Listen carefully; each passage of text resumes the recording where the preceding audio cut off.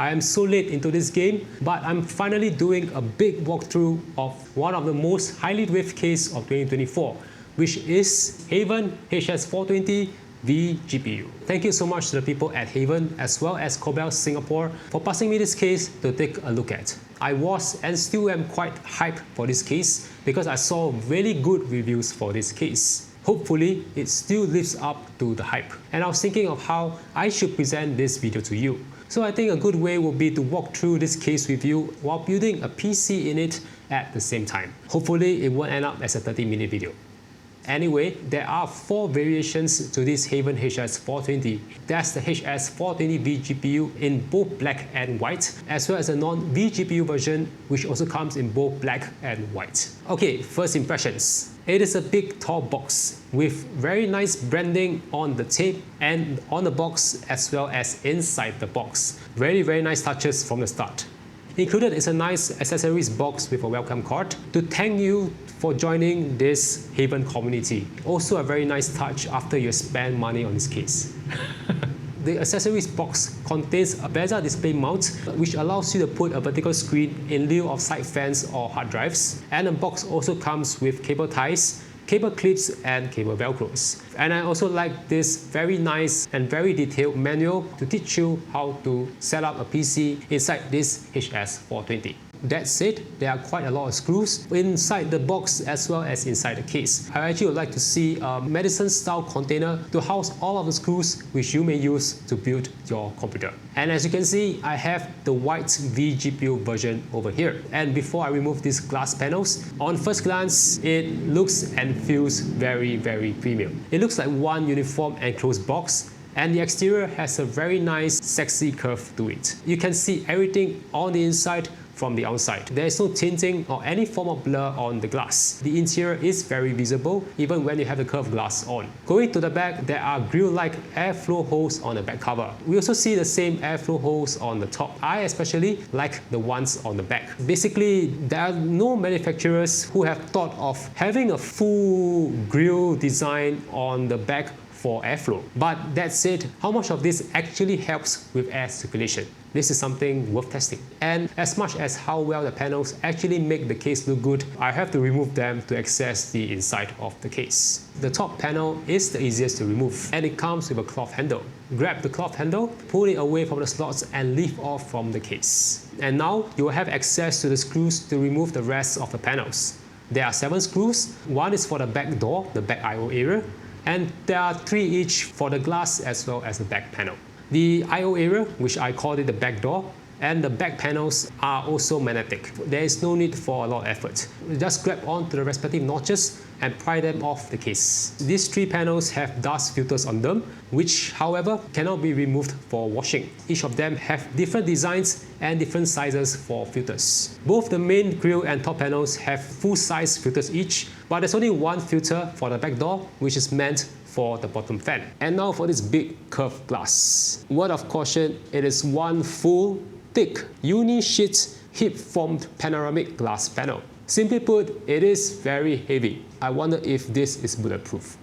Anyway, there's a specific way to remove this piece. In theory, it is easy, but in reality, it took me a while to figure out where to grab onto the glass and how to maneuver this piece around. The issue here is there's not a lot of space for you to grip, and you do need some finger strength to pry it away from the case. You see this guide over here? Just follow the hose. Lift the glass and pull it to the right and up. It should come off nicely. Be careful not to drop it. Once you remove the glass, put it back into the box that came with it to protect it at all costs. To reinstall this curved glass, you can see a hook on the top right-hand corner on the glass. There's also a guide on this part of the case. Plus, the hook will go into this area.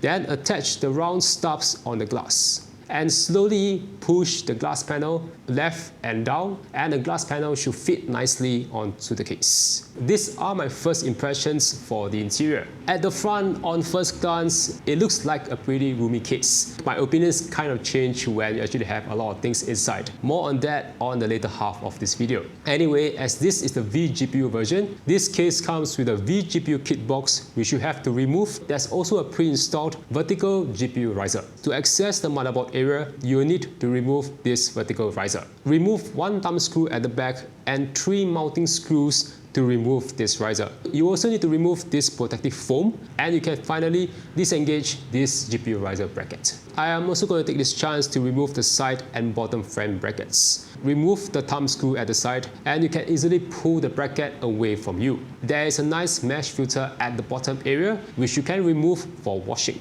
It is also very easy to remove and reinstall this mesh filter.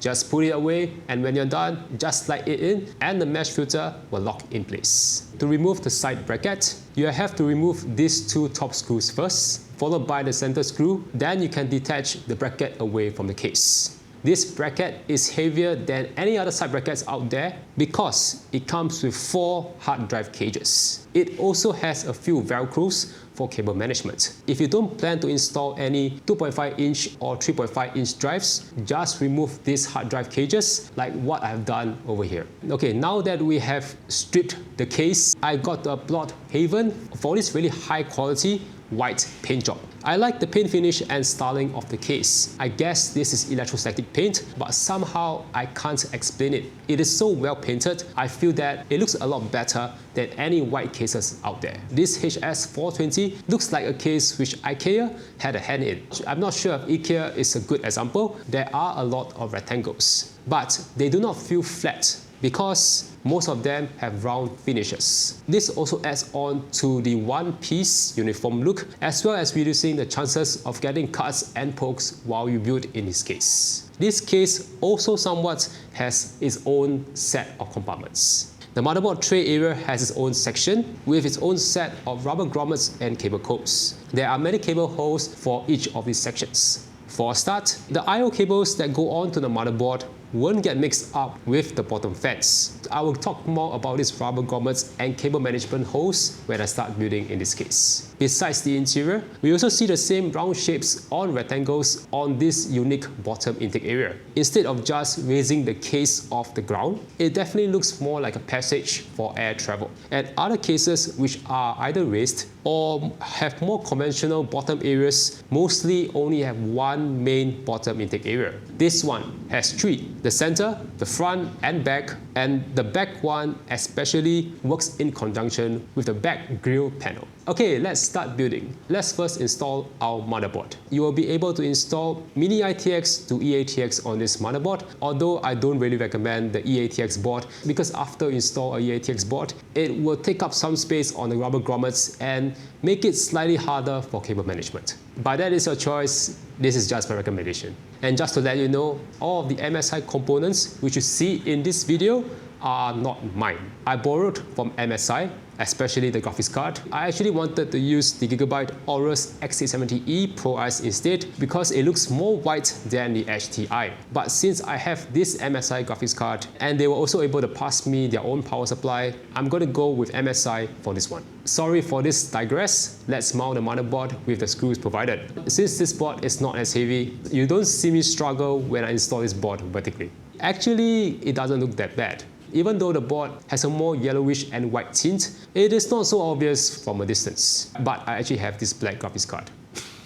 And this is where I introduce HAVN's proprietary cable management system called Simply Cable, which I guess means simple cable. This is probably a first of its kind. There are specific areas for each of your power supply cables and the front I/O cables, and there are also instructions and guidelines on how to route your cables. In addition, they are color-coded to make it clearer for the specific cables. So at this juncture, I'm going to plug in the front I/O, which has a Type-C, USB 3.2 Gen 1, Type-A, and the front audio and power reset buttons. So talking about cable management and Simply Cable, I am also going to mention about these unique rubber grommets. Unlike other cases, these grommets are way more flexible. They feel more like noodles or curtains compared to the stiffer grommets that you find in other cases. They are easy to move around while still retaining the strength to spring them back into place. They also create partitions which you can choose as to where you want to route your cables. Each of them also has its own set of combs to tighten the cables. If you require more of these combs, the accessories box also has 3 more short and 1 long set of cable clips. The shorter clips are for the horizontal rubber grommets, while the longer ones are for the vertical rubber grommets. Okay, next I'm going to install this MSI A1000G power supply. I like that there's a good width or distance from the bottom fan hub after you install the power supply. Granted, this is not a big power supply compared to the MEG lineup or something like Seasonic's 1600 watt power supplies. I'm sure that HAVN has considered that, given the extra length and headroom, which you can also use for your cable management. And also in true Simply cable fashion, there are also multiple routing holes for one, your 8-pin CPU power cables, and the other wires which you will use for this PC. They also extend to the top for your CPU cooler wires. That said, on a side note, there are pros and cons with these MSI power supply cables. With these flat cables, they can lie flat on the Simply cable routing system, but they can be pretty stiff when you need to twist them to fit into the power connectors. And the header portions on the cables are too big for these rubber grommets. They still are able to fit, but you need to pull a lot more to squeeze the headers into the correct area. This, I think, applies to all power supplies. You can also see that after I have installed the 24-pin, the rubber grommets are pulled to where the cable is. A bit unsightly, but this is what it is. At least you can use these clips to tighten the cables and make your PC builds a lot neater. Okay, next, this is an optional part. If you have SATA hard drives, let me show you how to install the hard drives inside this case. Remember the 4 white hard drive cages? First, if you have a 3.5-inch hard drive, you have to remove the small screws that holds the inner tray and remove the inner tray. You can install your 3.5-inch into the cage and use the screws provided labeled 3.5-inch. Install 4 of them at the bottom. Remember to have the SATA and power connectors at the front of the cage. For the smaller 2.5-inch drive, install it on the inner tray with the screws for the 2.5-inch drive. Slide the tray into the cage and put back the small screws that came with the cage. When you are done, you can install these hard drives back onto the side bracket. And on a side note, I like that the bracket can still stand on its own even without the thumb screws. Good design here. There's also a nice space at the back to install a hard drive cage. If you have fans or a screen on the side bracket but still want to have SATA drives, this compartment allows you to do so.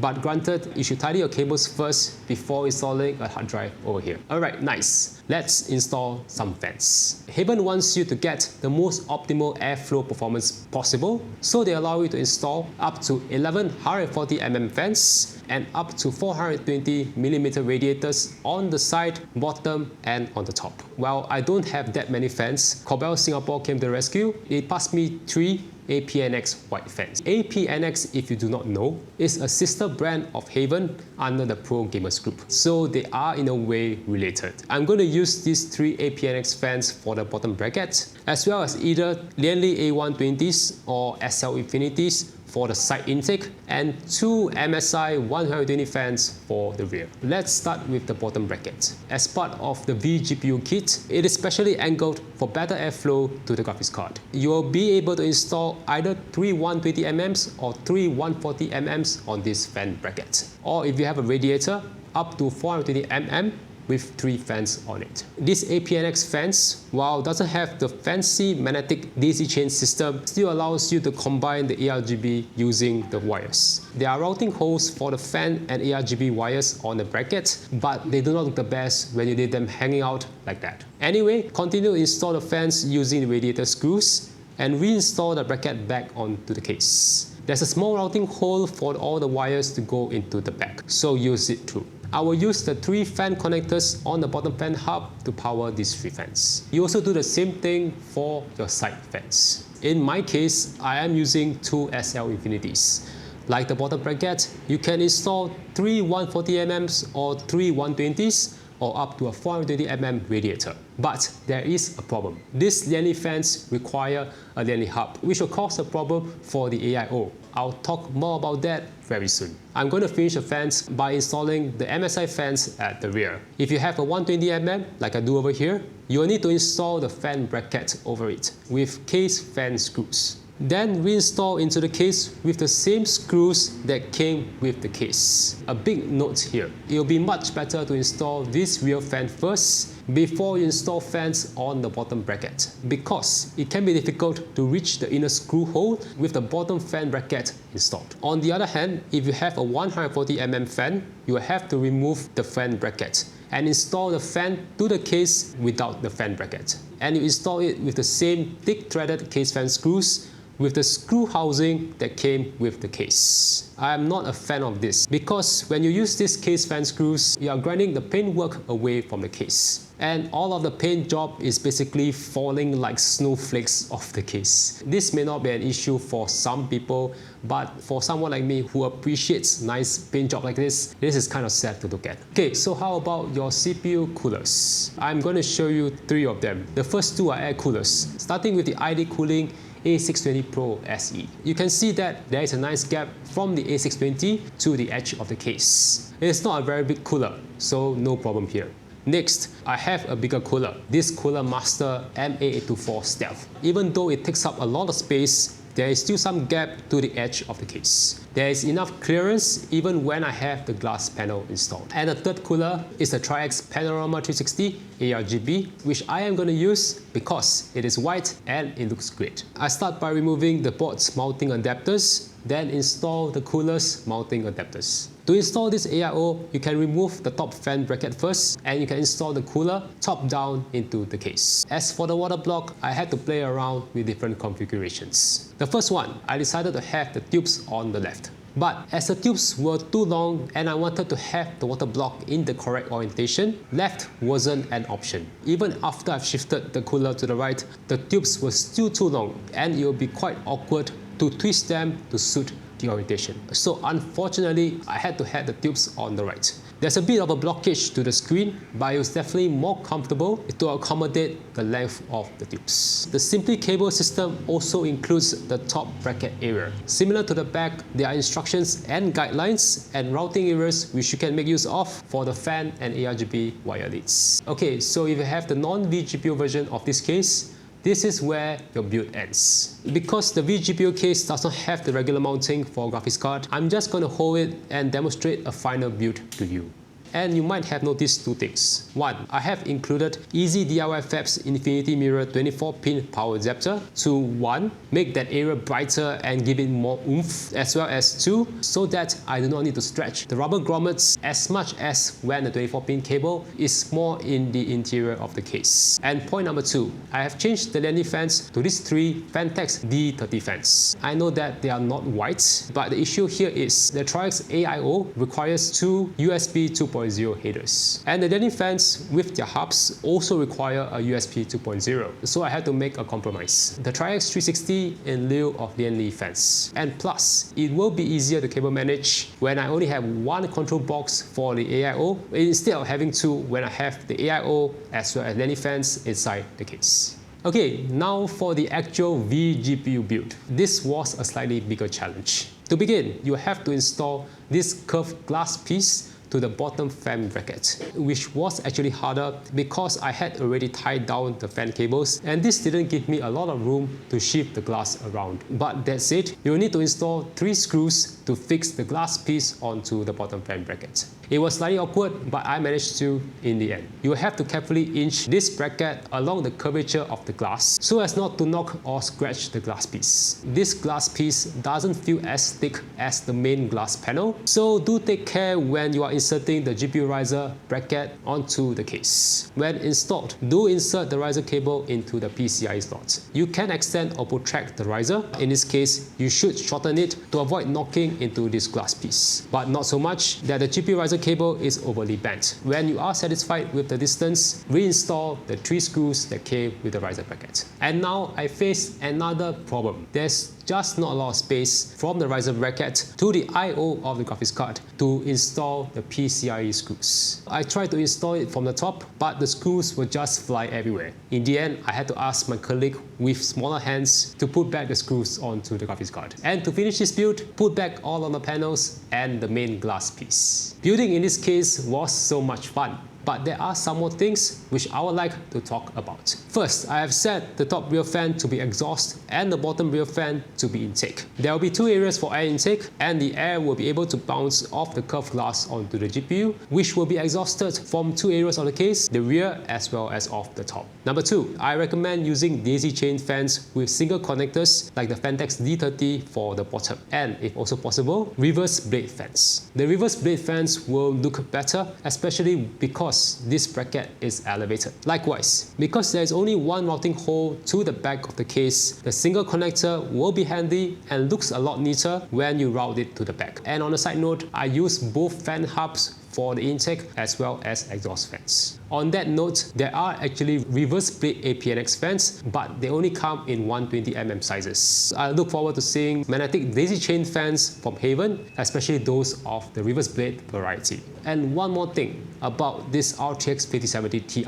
I forgot to mention that it was also a challenge to move this GPU around the case. Like the GPU riser bracket, you have to make sure not to knock this GPU onto the glass piece. But as the card is so big, you have to be extra careful when you bring it to the GPU riser bracket. And coupled with this triple 8-pin PCIe cable, there's just not a lot of space left for your GPU. Perhaps HAVN can reduce the angle of this curved glass, but I'm not sure how much of a performance impact would there be with a slightly lower angle. Okay, so overall, this HS420 VGPU is really special. It has a really wonderful case design, and it is very easy to build in. I like the ample space both at the front and back, although not as much when you have that many things in. The simply cabled system and the wonderful design behind the grommets adds on to the unique design of this case. And yes, the glass panel, gotta give it a thumbs up. If HAVN can come up with better solutions for the rear screw holes as well as for the GPU riser bracket,